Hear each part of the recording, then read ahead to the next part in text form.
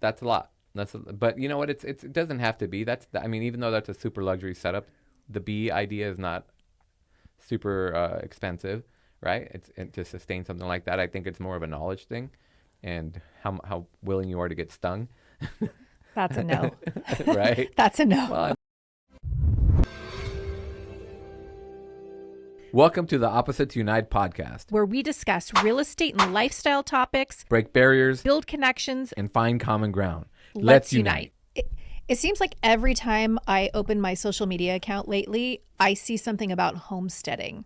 So I mentioned this to you the other day, and you said I didn't know the definition of the word, but I think we're talking about maybe two different things.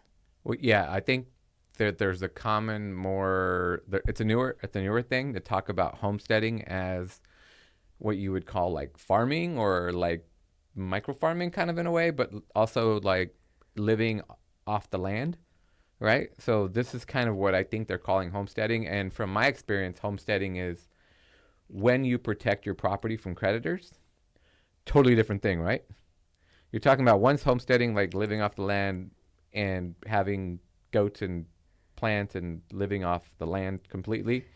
And the other is something different. Yeah, I know what you're saying, because we did have a client who needed to protect his asset, and he did a homestead, like an official homestead on his property, so that he could protect the asset against, anybody trying to take it from him. So Right. that is a whole different topic entirely. And I think where that originates from is back when you came,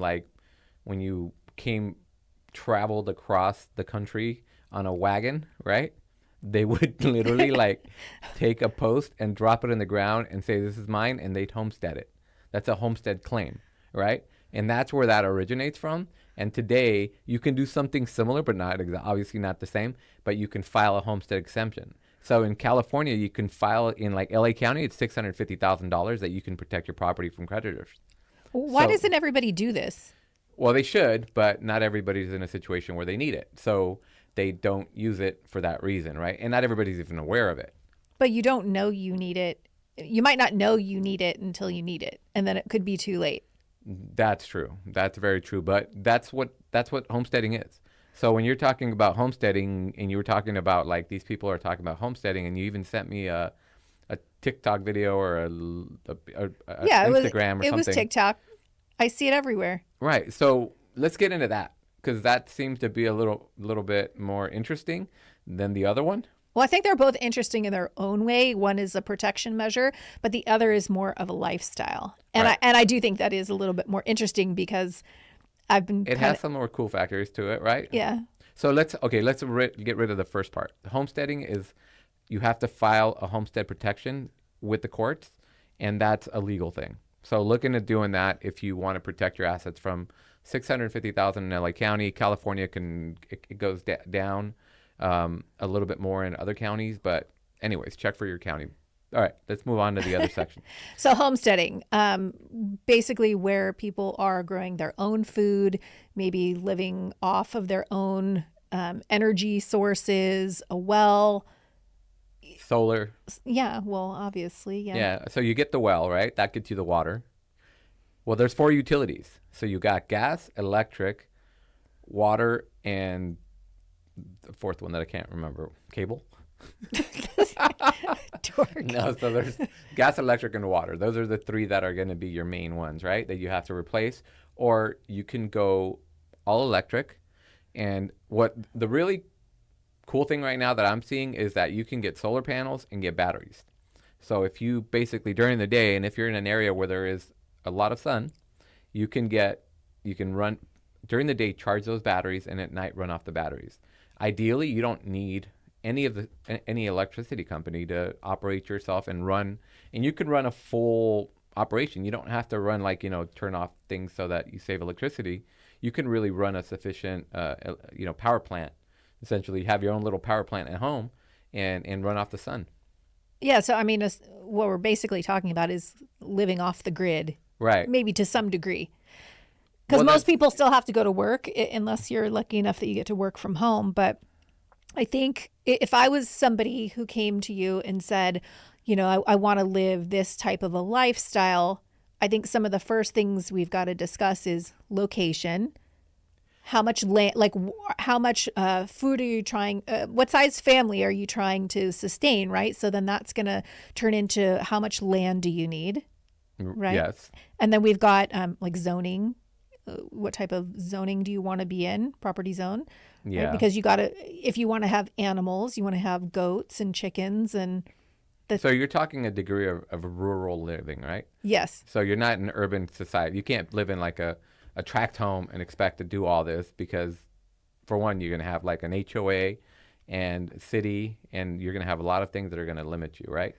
Well, I know because when we couldn't get eggs during COVID and when we were all on lockdown, I was begging you for a chicken coop in the backyard, and you said, The HOA is going to like, they got us because we didn't pay the garage door on time. You know what I mean? So they want to. It was just getting it wasn't as shiny as they liked it, so they called us for that. I didn't What do you even think think they're it gonna say looked. when they hear a big rooster? I didn't even think it looked bad. There was not. It wasn't that bad. And I'm picky. Yeah, no, it wasn't that bad. Trust me. And we had painted that door probably within the last 3 years, right? So it wasn't bad. Yeah. They were just, but whatever. What are you gonna do? You're gonna argue with them, and Yeah. you're gonna get fined? So chickens would not have worked in our backyard. No, not There. at all. So yeah, no chickens in an HOA, right? Right.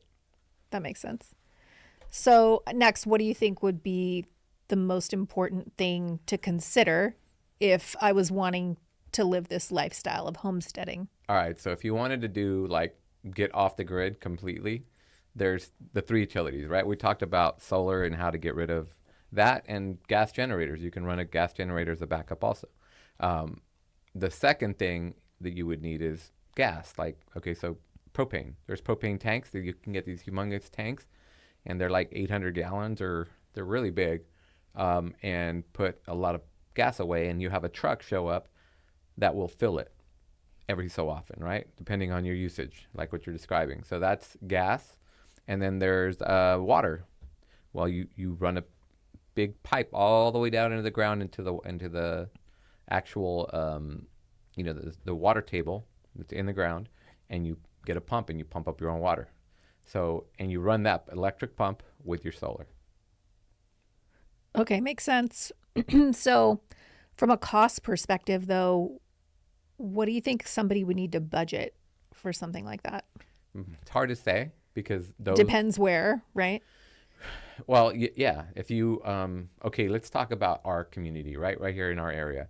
We live in Valencia, so if in our area's suburban, we can't do it here. But if you go up, I would say Acton, you have options there because you have bigger properties, right? And you're going to have basically little ranches, and you've got 2 to 4 acre properties that you can do this on. And some of those do also have communities with HOAs, so you got to be careful. But the more rural, the more you'll have dirt roads. So that's something to consider. Are you okay with the dirt road? Well, not everybody is. I would say you're not. I would say I'm probably not. I would say you're not either because you have a black car and you wouldn't want to be at the car wash every other day. So Yes. for us, probably no. But for some people, they don't mind. Right. So yeah, if you have Yeah.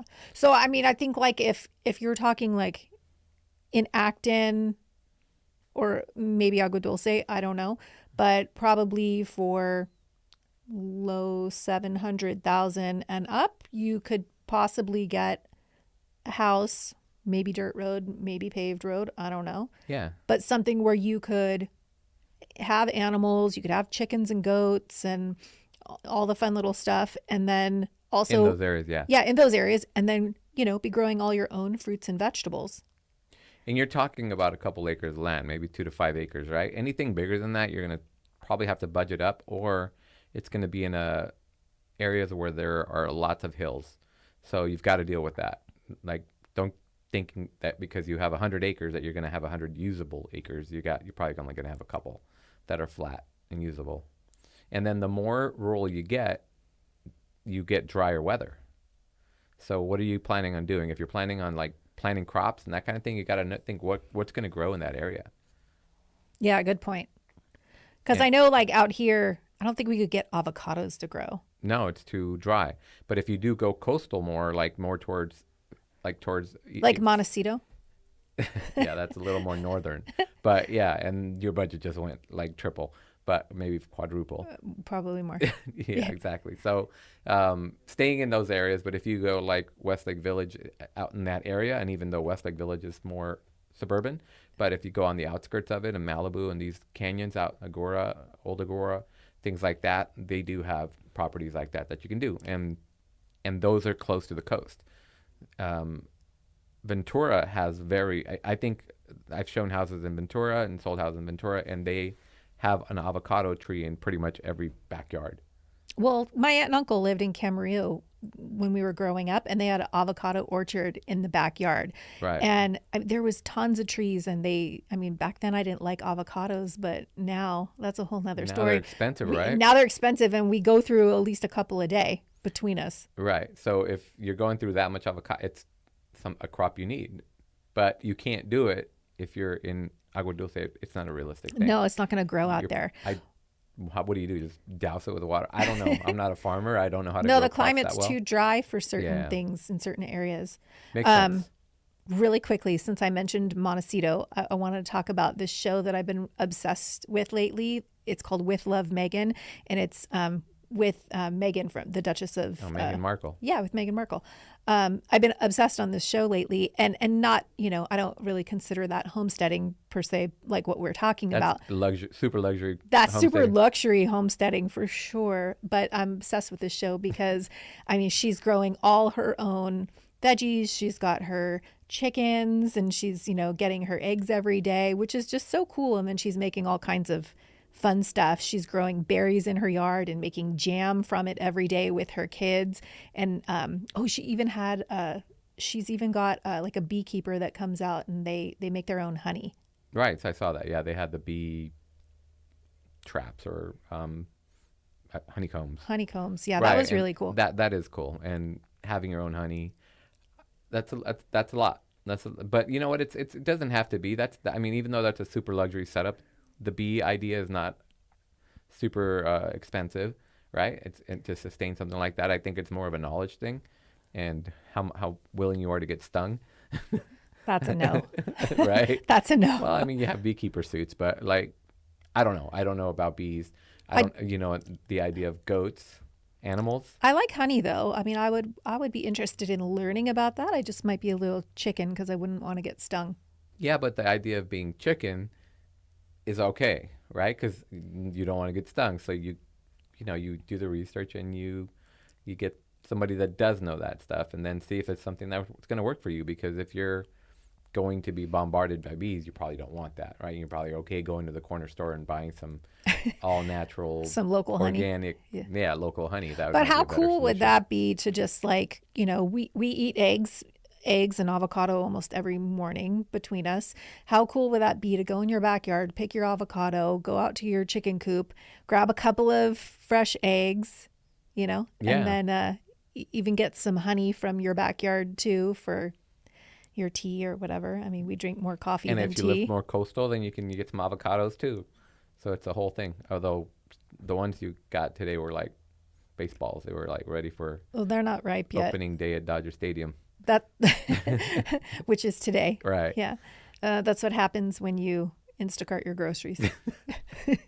Right. You're not up to speed as to when they're ripe, right? Yeah, exactly. Yeah. So and then I'll go back to the chickens, because you said you'd be chicken about the bees, but what about the chickens?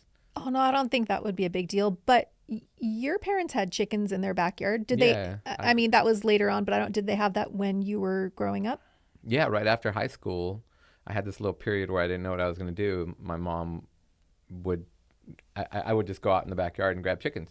Go get, not chickens, but the eggs. Grab the chickens from the eggs. And then just hope there was eggs back there, right? And then bring them in and make breakfast. So, yeah, it was a thing. It was I don't know. You probably didn't think it was so cool back then. Like, No. not as cool as it is now. Well, this is why we're talking about the whole homesteading thing, is because it is kind of it's got a cool factor to it, right? And yeah, it's pretty cool to have chickens now. Back then, it wasn't. It was more, you were I don't know.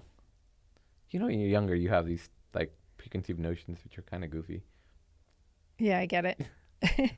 Another thing I've been seeing all over social media, with these families that are homesteaders, they they're like setting up these cute little farm stands at the edge of their property, and people who drive by, they're selling them jam or cookies or things that they're making that they get off of their land. Like some of them have like a fruit stand. Yeah, that sounds cool. It's really cute. So, I mean, like, I know that setting up a homestead is going to cost you money because you're going to have to buy the land. You're going to have to set up the infrastructure. You're going to have a lot of setup costs, right? So these are ways that they are making money off of their land, to replenish their resources. Yeah, if you're subsidizing your income with the same thing that you're doing, right? I guess it's cool. Yeah, I mean, if you go way back, like when people lived on land and that they didn't have the option, like you couldn't just go to work because there wasn't a work nearby. Like you lived in the middle of nowhere. So, but like say your neighbor had same idea and he had cows and you had goats, You would barter. you would barter. So like same idea, but obviously in a different concept because now you've got people, probably families driving by and they're like, hey, their honey stand or, I mean, a egg stand or whatever you would be able to supply in large enough to where you would have enough for your family and still have enough to put a stand for, which sounds kind of cool. I think it's cool. I mean, if you think about it, it's back what they did in the olden days. They would barter for their goods. I Yeah. mean, because maybe you were the beekeeper and you had the honey, and then maybe your neighbor had the chickens and your other neighbor had the cows, and you bartered for your beef and all your Yeah. things. Sometimes you'd have to go fix a fence, help them fix a fence. I don't know what that looks like. I mean, I don't either. I think in modern day today, like everybody, you've got more of a tech nomad or something that's going to want to live off site, is going to run the power and everything off of this, like the solar and the batteries, like I mentioned, and then maybe plug in his Starlink or his, some kind of a satellite internet, so he doesn't have to have, or he or she doesn't have to have another internet connection because they're so rural. And they could really, you can work like you're in town when you're not. And you have like killer internet, you have killer power, you can have all the tech stuff you want. You might have a little problem getting your Amazon products, but that would kill you. They were just at our house earlier today. Yeah, but what I'm saying is like, do those Amazon drivers drive up those not dirt roads? So, but if they do, I'm sure. Yeah, I'm sure they do. They do. They do. And some of them even have like, when they're not, they have like remote centers that are like in town that you just drive down, maybe To go pick it up. Yeah, go pick up your stuff. Yeah, that makes sense. Well, something else I was thinking about is what kind of financing options do you have? Because I think you could probably do, besides traditional financing options for properties like this, are there any like government programs? USDA. I'm wondering. Like USDA loans are zero down loans. And it's very similar to like a VA loan where it's zero down, no MI kind of thing. That's a good loan. That's a really good loan. And it's only for rural properties. Right. And So, you could also depending do on the I'm area. thinking owner financing as well. Yeah, if the owner owns the property outright and decides he's going to let you borrow some money, basically, right? If he sells you the house for $1 million, he says, "Hey, I'll give you a loan for 800. You just give me 200 cash, right?" And then he writes a note, and then you make payments on the 800 to him. Yeah. And then if you're making money off of your homestead selling goods, that's a good way to pay back your loan. You got to sell a lot of eggs and a lot of honey to be able to pay off an $800,000 mortgage. But I know. hey, do what you do. But I mean, I'm thinking like it's a kind of a side thing, right? And like maybe even like a hobby kind of thing. Definitely. Yeah. But if you during the week you're working and doing what you do, and some people, they don't live on their property 24/7, right? They may have something in town as a backup, or and then that's their getaway, which sounds kind of cool.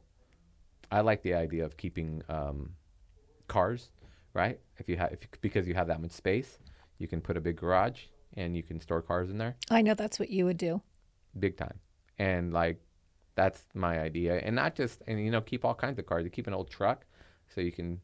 I don't know if you have animals, like I know you like horses, right? So if you had horses and you need hay, so you got a truck to roll around some hay. And then what else? Other things, cleaning supplies, and you got to sometimes you have to tow the horses. So there's some you need a truck that can tow a horse trailer. Yep. I lived Um, that life for a while. I had horses for many, many years and swore that I would never do it again unless I had them at my own house. right. So I Because you've mean, got to be there every day. You've got to be there every day. You've got to exercise them, take care of them. And it's so, I mean, I think it's going to be easier if they're in your own backyard. Some people might disagree because it is a lot of work.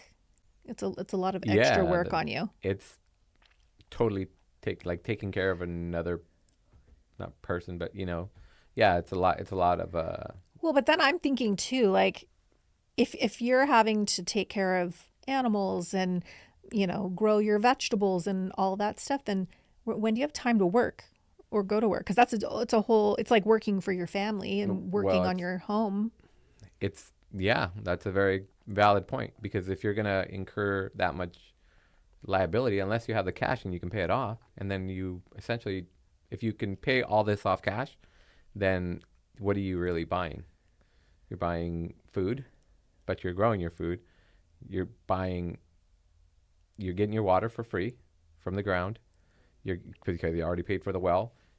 The electricity is coming from that solar system, which is already working and done.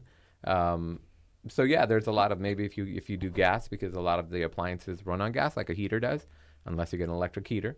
So there's a lot of infrastructure that needs to be set up. But once you do, and if you do, then you really don't have a lot of overhead, and maybe you have to trade your neighbor for hey he has some beef that he from a cow that he just came upon. I won't mention how he came upon, but like you know what I mean. If he has beef and you want some beef, and then you trade him something. But I like get it. Yeah, I get it. it does Well, seem very simple. I mean, there's a whole nother factor that we haven't even talked about is the health factor, right? How much healthier are you and your family because, taking these measures into your own hands? You know where your food came from. Well, it's all organic and That's it's for all sure. non-GMO and like it's going to be all as clean as you can get it, right? It's all about the ingredients that you feed your animals. I think You have that's a lot more control over your environment. right. Yeah, I'm I have fed chickens and I know that the chicken feed is a big thing. You can feed them the chicken feed that makes eggs, not eggs. Just little things I've learned over the years. I just recently learned when I was watching that show that Megan put out that the different eggs, whether they're white or they're brown or they're blue or pink, it matters what kind of chicken they are, like what breed. So each different breed of chicken will produce a different color egg. Right. Yeah. I don't know why before I thought like the brown eggs were healthier, but it really doesn't mean that. I don't know what it means to be exact, but like I know there are different types of chickens, and there are chickens that lay more eggs than others, different size, all that, everything you're describing is a chicken question, which I wish I knew more about, but I don't know enough about chickens. I think where you and I are probably stronger in this is in getting somebody in a position where they can do the research to really lock these details down, because I want to. I would love to get into that. That'd be a very cool thing to do. I agree. But there's a lot of research to be done on a lot of these little Well, details. I don't know a lot about homesteading, but I mean, I have sold enough rural properties in my Yeah. career that I could be the first step in that process. Well, I think the key things about the infrastructure and buying knowing where to buy, but definitely the climate that's needed for growing plants, that kind of thing. I mean, how hot it gets out there. I think you definitely want to stay in an area where it doesn't get too hot, right? Well, I guess it depends what you're trying to grow. Or cold, True. because Very- that frost kills everything, right? Well, lucky for us, we live in California, so a lot of produce is grown here because of our climate. So we have options, but I think it's a lot of. I think ideally it would want to be. There's a certain elevation that you'd want to go max, right? Yeah, that makes sense. Yeah. So Yeah. and these are good questions. I mean, and insurance. You have to pay for insurance because we have a lot of problems with fire, right? And this is kind of where I think maybe this is a lot of what has brought a lot of this up for some reason, because people are having to pay a lot of fire insurance. The cost of fire insurance is very expensive.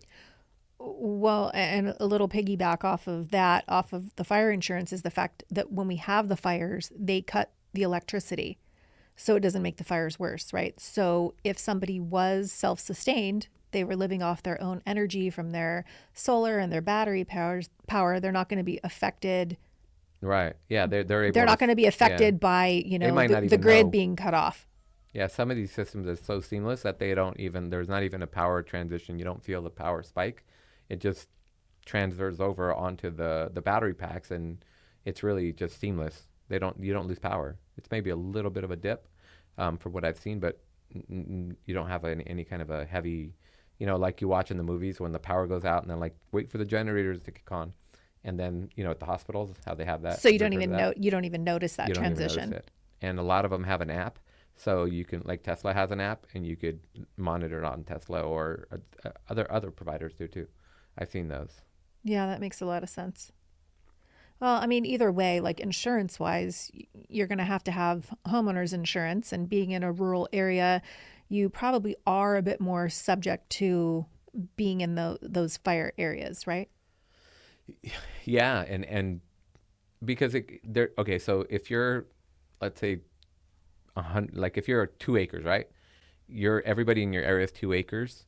That tends to be more in a rural area where brush will grow, like not maybe forest, because if you're not in a forest type place, I don't think in California we have many areas where we're like dense forest, right? But well, we do, but not in Southern California, I would say. Right, that would be more northern, right? Yeah. But you don't have like rows of pine trees, that kind of thing. No, that's definitely more Northern California, not where we are. So my thoughts are, if you're in an area where you're just small and it gets summer, it gets hot, things get dry, that exposes a lot of liability from a fire insurance perspective, right?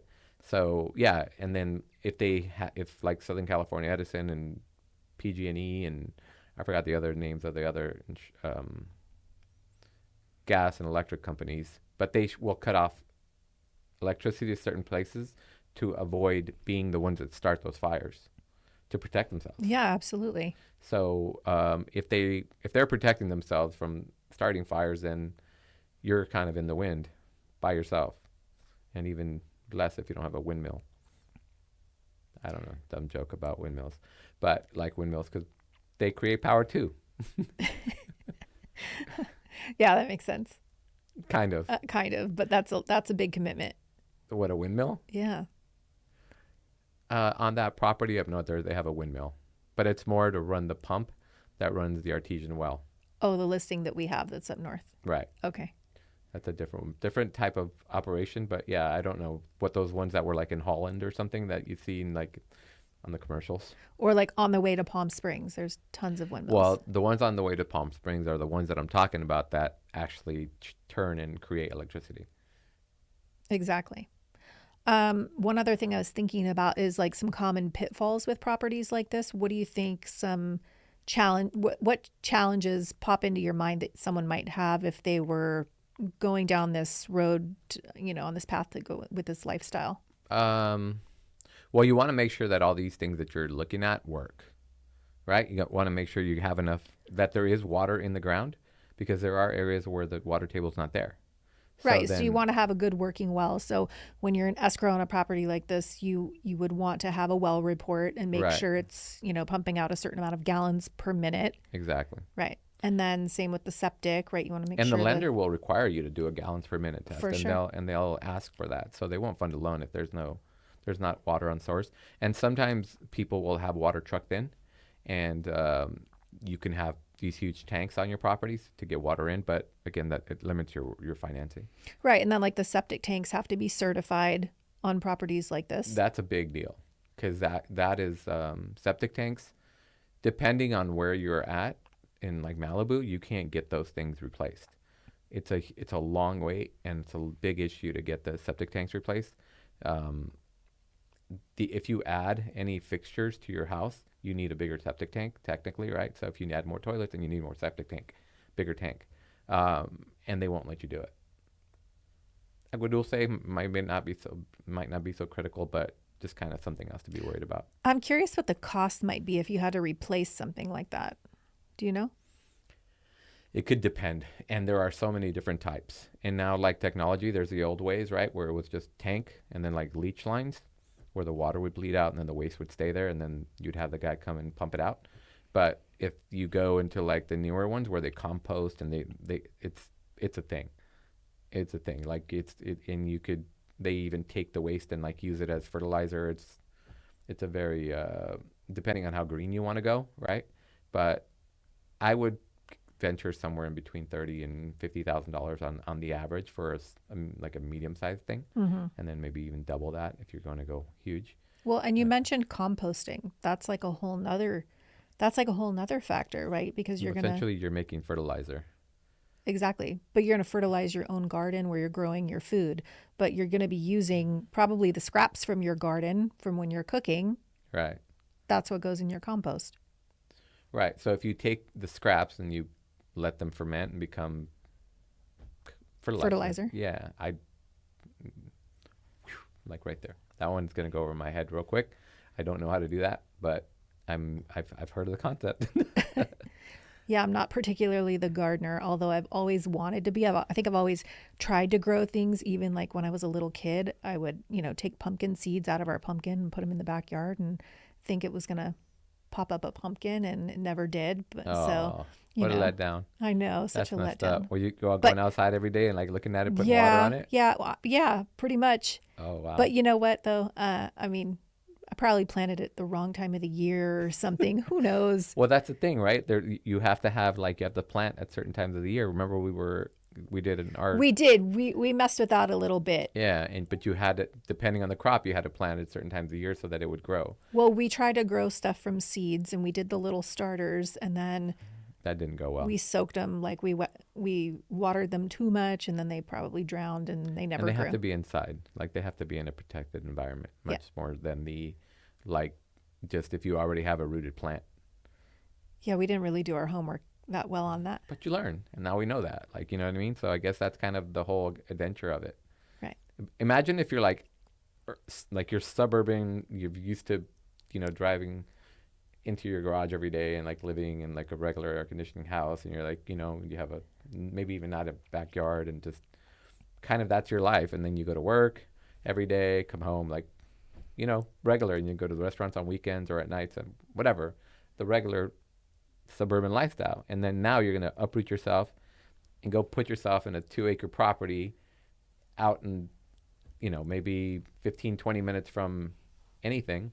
And, from the town store. That is definitely not a Whole Foods.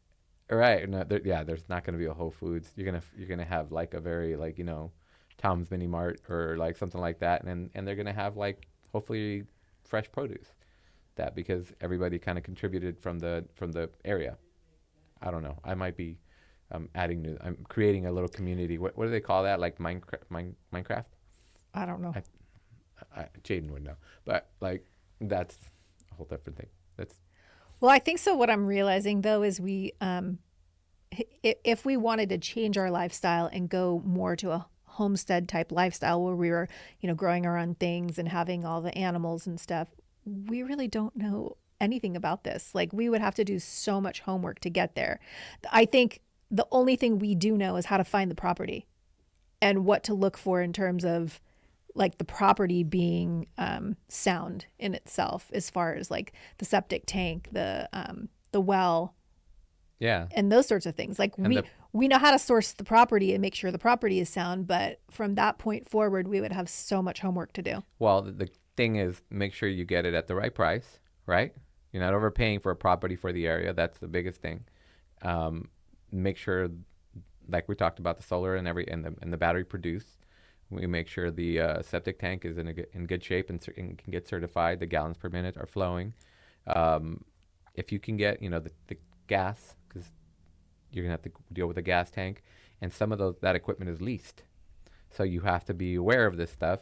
And I've even had an issue where at the end of the day, they pulled the gas out of the tank and then they didn't credit that buyer. So it was an argument over gas in the Oh, tank. yeah, you did just have that recently. Yeah, it was an argument over that. So like, but there's paperwork for that, and there's the boxes to check, and then there's everything that you have to take care of so that everything's accounted for, right? Well, you did. I mean, just to put it out there, you did it properly right, on yeah. the paperwork, but the propane company or whatever went ahead and It still gave it back to them. they gave it back to the And original it became owner. a mess, and it not to get too much into the minutia of that, but the idea being that these measures are what we do. That's what we do, is we make sure everything's accounted for, and like everything's working, and what's not working is disclosed and is accounted for as a cost from the seller to the buyer, and that kind of thing. So we have part 1 down. Yeah, we do have part 1 down. You have more the horse knowledge. I don't have any horse knowledge, really. I have a lot of horse knowledge. All right, well, You have the okay. chicken knowledge. I know how to pull chicken's eggs out of a basket in the backyard. Yeah, I know how to do. But short of that, and throw some feed around. Mm-hmm. But And as far as growing the vegetables, my stepmom's really great in the garden, so we'd have to bring Jasmine over and have her help us with our garden and teach us. yeah, so there's a lot of research that needs to be done with that. I'd like some goats. Those are cool. They're really cute. Their yell is amazing. Oh, it just lights me up. Every time I hear it, it's just You have to smile when you hear that. You're a goat, and they're goat yoga. I was just going to say maybe you can get into yoga if there's goats. I don't know about that. I've been trying to get you to do it for years. No, I'll have them hang around with me in the garage, and yeah. I have to hang around in the garage? No, the goat. Oh, the goat. Okay, better the goat than me. Unless they poop a lot. Oh, okay. That's TMI for Have a- everyone have a- who's listening. Have a goat with a diaper run around. Okay. It'd be a little weird, but whatever. Get it done. All righty. Yeah. So anyways, that's what homesteading is, right? So at least the 2 parts of it that we're aware of. One of them is more about rural living, and the other one is more about protecting your assets from, creditors, essentially, right? Mm-hmm. And people do go through bad times, like where they lose a job, things, health happens, and people have to protect their assets. And if you have a house that is your last asset that you have, and you have to live somewhere, you can protect it up to $650,000. That's good to know. Yeah. Who would you go to do that? Do you know? Well, I mean, you just Google homesteading, and it's just paperwork that you have to file and record. Mm-hmm. A lawyer would be the easiest and like silliest thing to do, but like that's what I'm thinking is the best way to do it and the simplest. But there's not like I hate to say Google it, but it is as easy as that, right? All right. And I think now we use AI so much that would be a secondary source if it's not already tied into your Google. Yeah, for sure. All right. So to homestead or to homestead, either way. Now you got it.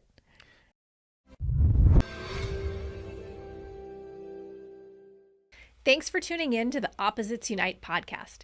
If you've enjoyed today's episode, please like, share, and subscribe to our channel. Don't forget to leave a comment for a chance to get a shout out in our next video. See you next time.